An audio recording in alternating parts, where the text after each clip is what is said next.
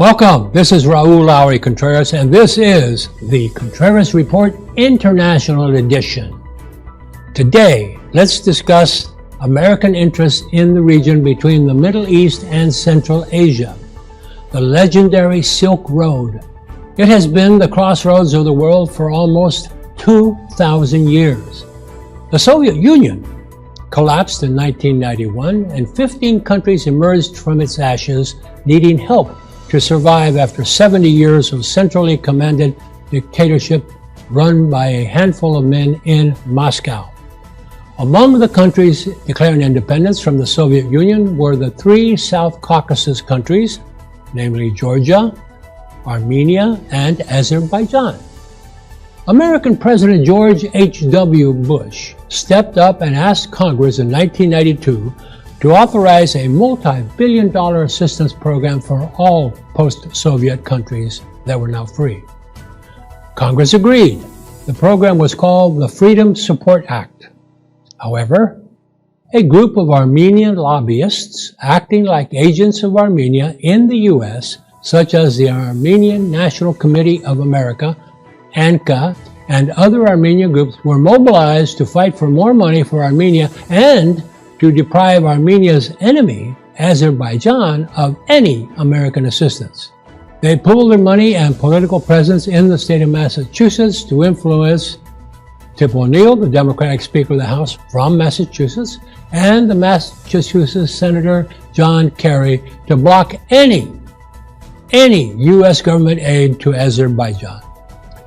Kerry and O'Neill, who received large campaign donations from the Armenian lobby, created the infamous, quote, Section 907, unquote, of the Freedom Support Act that banned all U.S. government aid to Azerbaijan. Despite the objections by President Bush and his administration, the Congress passed it in 1992. Thus, Azerbaijan was singled out of all 15 post-Soviet countries and deprived of American assistance in the most difficult years of its early independence, and only because politicians like Kerry and O'Neill needed Armenian money for their election campaigns. What was their explanation for this outrageous move? The future presidential candidate and Secretary of State, Senator Kerry, declared that Azerbaijan was the aggressor in the war with Armenia. Kerry told the Senate that the Azerbaijanis were guilty of making war on Armenian civilians, on blockading Armenia by shutting down railroads into Armenia, as well as roads and air traffic from Azerbaijan. What Senator Kerry did not tell his fellow Congress members was, 1, that Armenian troops and their Russian allies had committed the largest crime in Europe since World War II at a town called Khojaly, where they killed over 600 women, men, and children. They took over 1,000 prisoners they held for ransom.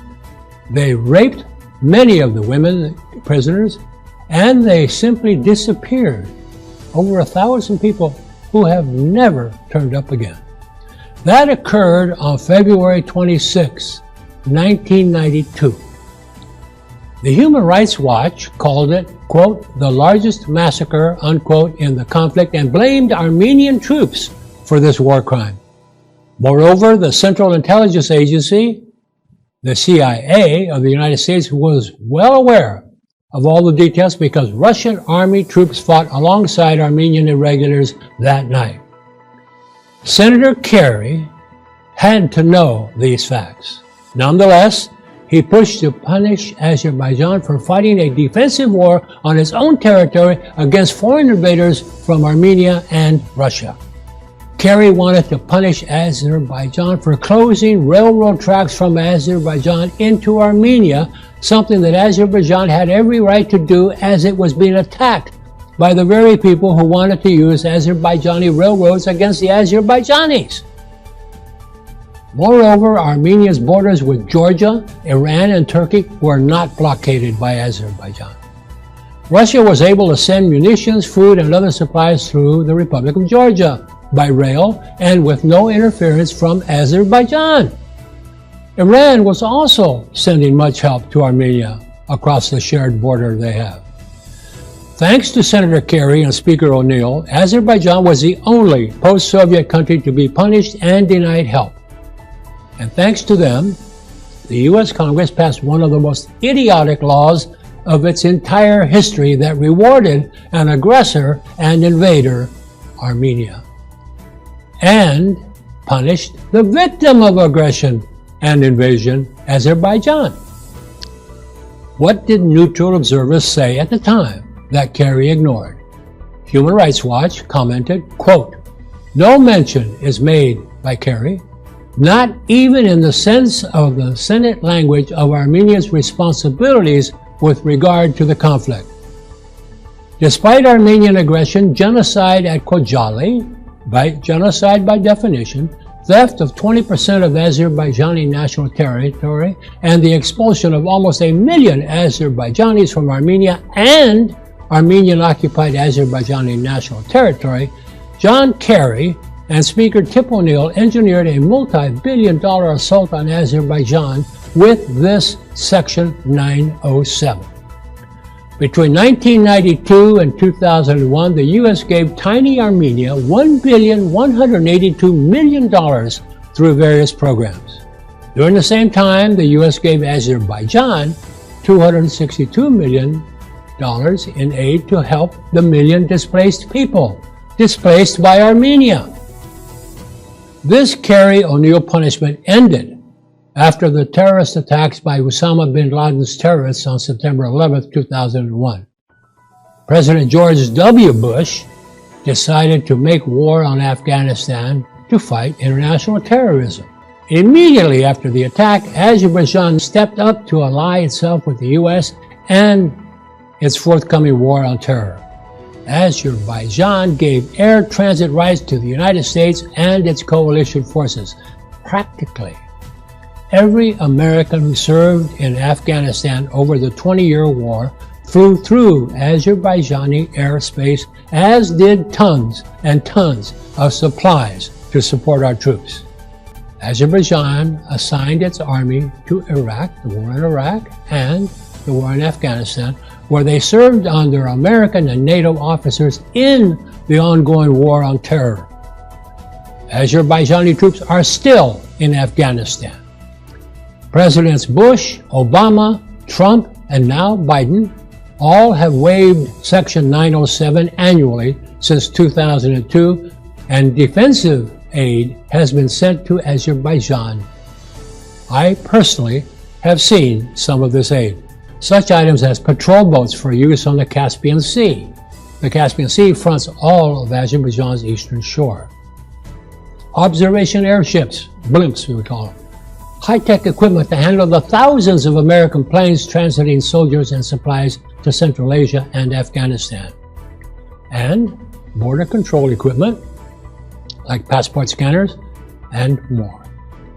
Since 2010, American aid to Azerbaijan has been even larger than that to Armenia, which speaks volumes about the importance the United States places on its strategic partnership with Azerbaijan, despite much influence peddling by the Armenian lobby.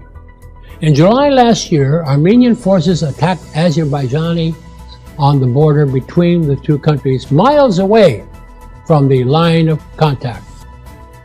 The line of contact is in the conflict area, the Karabakh, that has existed for almost 30 years. The flare-up died after a couple of days. Then, in September, Armenia once again attacked Azerbaijani troops along the line of contact. Within days, full-fledged combat broke out and a 44-day war followed. Unlike previous encounters, well-trained, well-equipped Azerbaijani soldiers using state-of-the-art drones and unmanned winged aircraft handily defeated Armenian forces and liberated much of the territory Azerbaijan had lost in the early 1990s to Armenia. Armenia essentially surrendered and agreed to withdraw from the remaining 3 districts outside the Nagorno-Karabakh region that the Armenians had occupied since 1994. Despite many expectations from the Armenian lobby, the Biden administration has also waived Section 907, expressing its commitment to sending military aid to Azerbaijan. This move by the Biden administration has infuriated the Armenian lobby, and they have launched a massive campaign through their men at Congress, such as Adam Schiff, Brad Sherman, Frank Pallone, and others, to stop the waiver. The radical Armenian group, called Armenian National Committee of America, ANCA, demands that the U.S. stop any aid to Azerbaijan and send all aid to Armenia and Armenians of the Karabakh. Altogether, we're talking $100 million US. Since 1992, the U.S. has given Armenia over $2 billion in aid, which makes Armenia one of the highest recipients of U.S. assistance per capita in the entire world. The question is, why should the U.S. send any aid to Armenia at all? A country that is closely allied with Russia and Iran. A country that hosts the second largest Russian military base in post-Soviet space, sending troops at Russia's behest to support Bashar Assad's regime in Syria, sending weapons to Iran that were used to kill and wound U.S. troops in Iraq, helping Iran all these years to avoid American and international sanctions.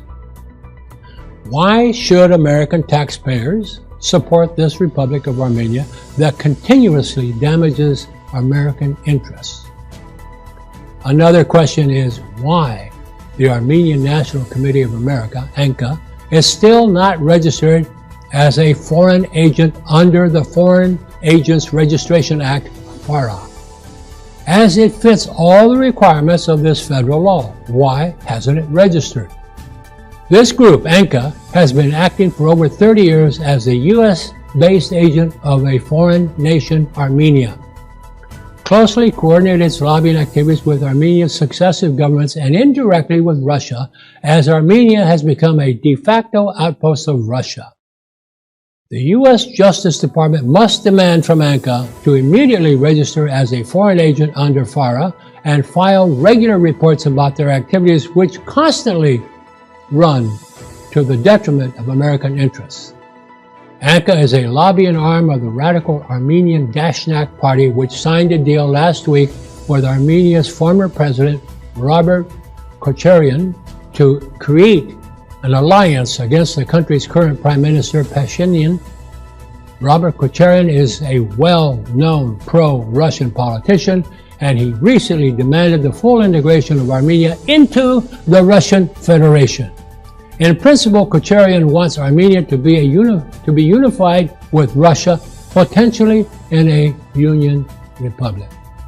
Any group or individual that tries to influence the American government and its policies, any such person or group that spends or uses money to do so must be registered with the federal government. A simple one-page form is used. That's all. As for Section 907, it has become obsolete since last year's 44-day war. Azerbaijan and Armenia have created an intergovernmental working group to unblock all communications, including railroads and highways, between the two countries. That has been stipulated in their ceasefire statement from November 10, 2020. So the main premise of Section 907, the blockage of communications, rail and otherwise, is no longer valid. Congress must pass a new law repealing the shameful Section 907 altogether. We must help our friends just as they help us. No group of foreigners must be allowed to influence U.S. policy, our policy. I hope I've given you something to think about. If you want to be notified when we post a new episode or edition of the Contreras Report, subscribe either on YouTube or on Facebook, and you'll be notified when we post. I want to again thank you. Thank you for being there. I wouldn't be here if you weren't watching.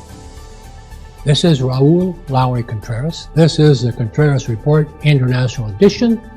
Thank you for being there. Until next time.